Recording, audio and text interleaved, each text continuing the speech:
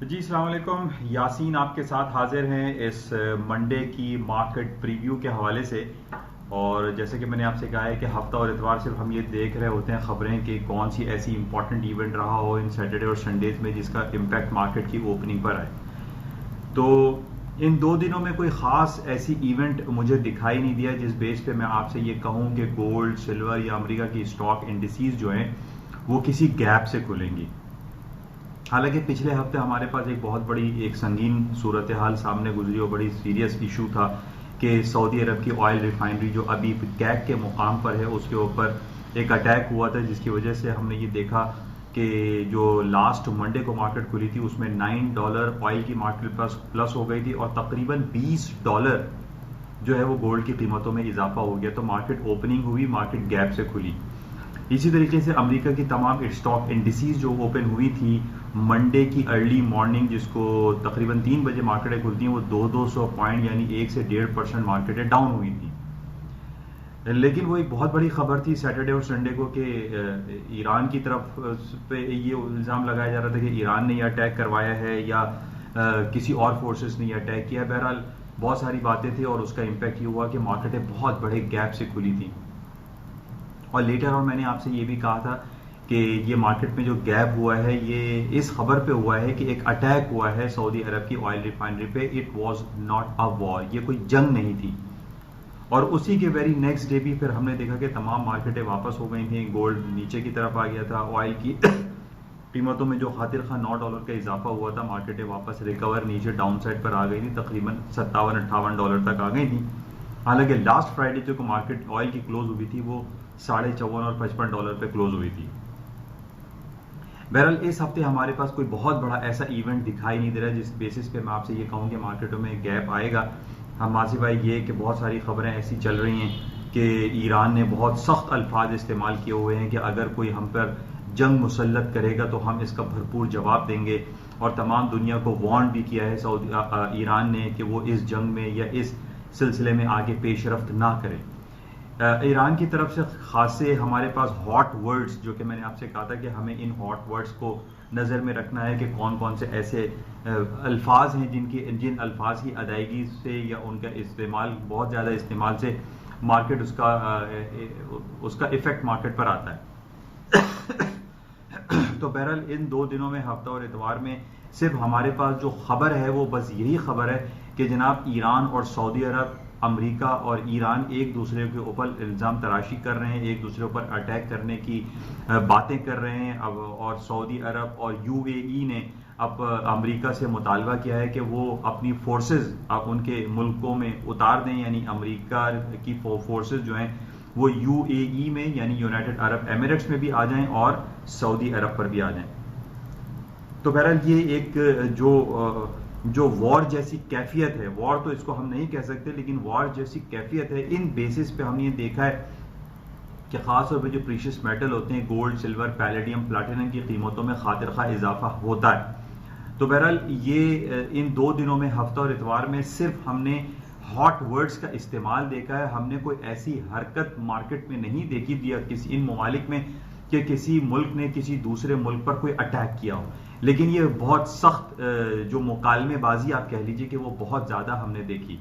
तो बहरहाल इस हवाले से हम देखेंगे कि अभी 2 से 3 घंटे के बाद जो मार्केट्स ओपन होंगी उसमें इसका क्या इफेक्ट आता है। लेकिन आई डोंट फील कि वो मार्केट में गैप कोई क्रिएट हो जो पिछले मंडे मार्केट ओपनिंग पे गैप क्रिएट हुआ था, क्योंकि मार्केट में कोई ऐसा कोई अमली इकदाम नहीं हुआ कि ईरान ने या अमेरिका ने ईरान पे अटैक किया हो या उनकी ऑयल तनसीबात पे कोई हमला हुआ हो। वो उस जैसी कोई खबर इस वक्त हमारे पास अवेलेबल नहीं है।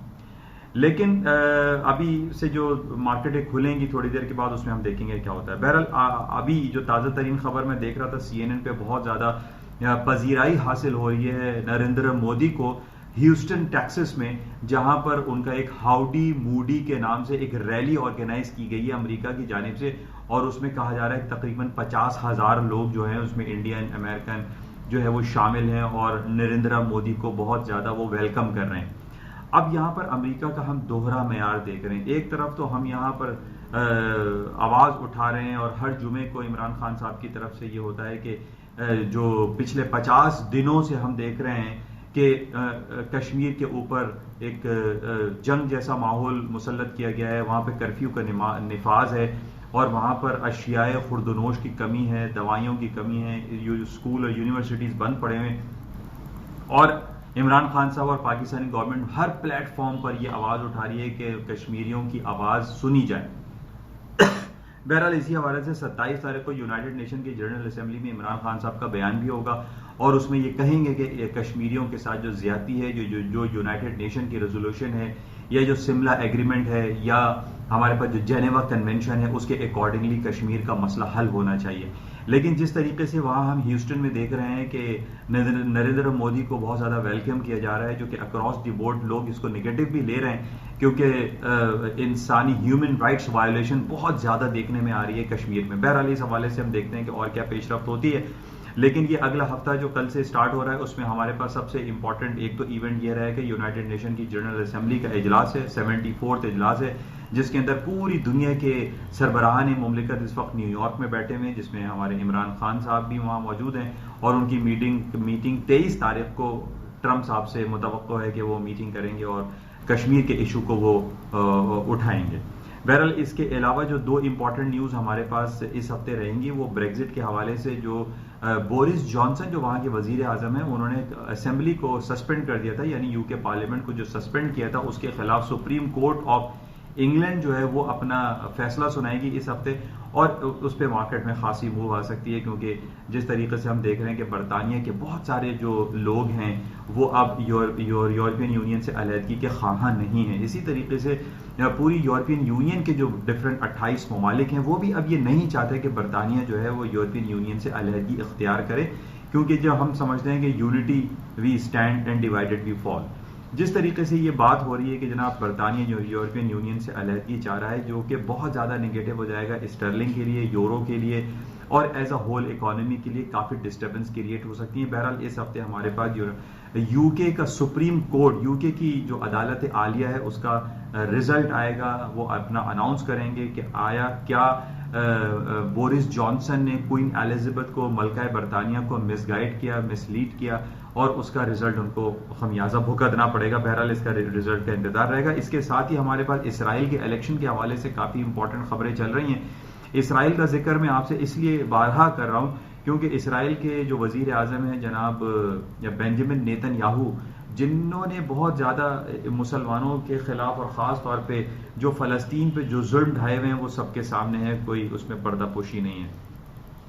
उन्होंने इलेक्शन से पहले ये कहा था कि जनाब हम अगर इलेक्शन जीत जाएंगे तो हम वेस्ट बैंक जो कि एक फ़लस्तीन का भी हिस्सा है उसके ऊपर कब्जा कर लेंगे, उसको एनेक्स कर लेंगे, जिसकी वजह से बहुत नेगेटिव सेंटीमेंट्स मार्केट में पाए जाते हैं कि अगर बेंजामिन नेतन्याहू इसराइल के नए वजीर आजम दोबारा से वजीर आजम बन जाते हैं तो ये एक टेंस हालात पैदा हो सकते हैं अरब वर्ल्ड में, जिसकी वजह से सोने की कीमतें, हमें पता है कि जब भी पूरी दुनिया में कहीं टेंस हालात होते हैं, चाहे वो कश्मीर का इशू हो, वो हांगकांग का मैटर हो या ईरान और सऊदी अरब में तल्ख कलामी हो, तल्ख तिजारती सिलसिले हों, तो उसमें गोल्ड की कीमतों में खातिर खा इजाफा होता है। और इसी तरीके से हम ये देख रहे हैं कि जो एक टेक्निकल गोल्ड का एक लेवल मैंने आपसे काफ़ी अरसे से बयान किया हुआ है, $1490 पर आउंस का लेवल जब तक नहीं टूटता डाउन साइड पे तो मार्केटें डाउन नहीं हो सकती। गोल्ड की कीमतों में खातिर खा इजाफा ही देखा जा रहा है। अच्छा, इसके साथ ही फ्राइडे को लेट नाइट हमारे पास खबर आई थी कि जनाब अमेरिका ने, ट्रंप साहब ने एक एग्जीक्यूटिव ऑर्डर दिया है और ये कहा है कि ईरान के सेंट्रल बैंक के तमाम अकाउंट को फ्रीज कर दिया जाए। तो ये बड़ा नेगेटिव था, जिसकी वजह से हमने लेट नाइट देखा था कि मार्केटें हायर साइड पे चली गई थी। कि बहरहाल उन्हीं खबरों की बाज़गश्त इस वक्त मौजूद है और जो कि एक नेगेटिव सेंटिमेंट्स गिरदाने जाएंगे, जिसकी वजह से हम नहीं समझते कि सोने की कीमतें खातिर खा कोई डाउन साइड पर आएंगी। तो बहरहाल अभी से 2 से 3 घंटे के बाद जो मार्केटें खुलेंगी उसमें इंडिकेशंस यही हैं कि बहुत बड़ा कोई गैप तो बाजार में नहीं आएगा, लेकिन मार्केटें सोना, चांदी, स्टॉक्स ये हायर साइड पे या कुछ ग्रीन टेरिटरी में मार्केटें खुलेंगी। इसके अलावा जो हमारे पास इंपॉर्टेंट खबरें कुछ एग्रीमेंट के हवाले से है कि अमेरिका और जापान के दरमियान कुछ तिजारती पॉलिसीज पे एग्रीमेंट हो रहा है। ये खुश आइन बात है, इस पे स्टॉक मार्केटें ऊपर हो सकती हैं। और एक नेगेटिव खबर ये थी कि जनाब अमेरिका और चाइना के दरमियान जो डेलीगेशंस की मीटिंग हो रही थी उसमें चाइना विड्रॉ कर गया है। चाइना ने कहा है कि वो मीटिंग नहीं करेगा।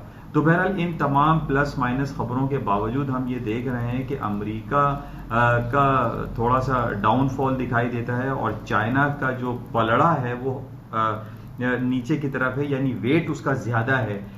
चाइना की जो मार्केट की जो हालात व वाकयात है, जो उसकी पावर है वो बहुत ज्यादा बढ़ती चली जा रही है, क्योंकि जैसे कि हमें पता है कि पूरी दुनिया में जो एक्सपोर्ट नंबर 1 है वो चाइना की है। हमारे पास दुनिया की जितनी भी चीजें आप अपने दाएं बाएं देखिए वो मेड इन चाइना के टैग से लगी हुई चीजें हैं। तो बहरहाल चाइना इस वक्त पूरी दुनिया की एक सुपर पावर है, जो कि अनडिक्लेयर्ड सुपर पावर है, लेकिन अमेरिका एक डिक्लेयर्ड सुपर पावर है। तो बहरहाल हम ये सूरत हाल देख रहे हैं कि काफी दगरगू है अमेरिका और चाइना के दरमियान, लेकिन उसके बावजूद भी अमेरिका की स्टॉक मार्केट है बदस्तूर हायर साइड पे है, ऊपर की तरफ है। उसकी वजह यह है कि अमेरिका के जो इकोनॉमिक इंडिकेटर्स हैं और उनकी जो बड़ी बड़ी 3 कंपनीज जिसका मैं आपने नाम लेता हूं, एप्पल आईफोन का है, Amazon.com है और इसी तरह अल्फाबेट गूगल है। तो ये इतनी $1 ट्रिलियन कंपनीज हो चुकी हैं और इनकी जो इकोनॉमिक इंडिकेटर्स और इकोनॉमिक फिगर्स आती हैं वो इतनी अच्छी हैं, जिसकी वजह से हम ये कह रहे हैं कि अमेरिका की स्टॉक मार्केटों में अभी डाउनफॉल दिखाई नहीं देता। बहरहाल ये इंपॉर्टेंट खबरें थी जो कि मैंने आपके साथ शेयर की। जहां तक मेरी अपनी एनालिसिस है उसमें मुझे मार्केट में कोई खास बड़ा मार्केट में गैप दिखाई नहीं देता। मार्केट रेंज बाउंड में खुलेगी, लेकिन सेंटीमेंट्स हायर साइड पे हैं गोल्ड सिल्वर की, और ऑयल की कीमतों में इजाफा हो सकता है। इंशाल्लाह राब्ते में रहेंगे। जाते हुए मैं कहूंगा इस यूट्यूब चैनल को आप सब्सक्राइब जरूर कीजिएगा। Thank you.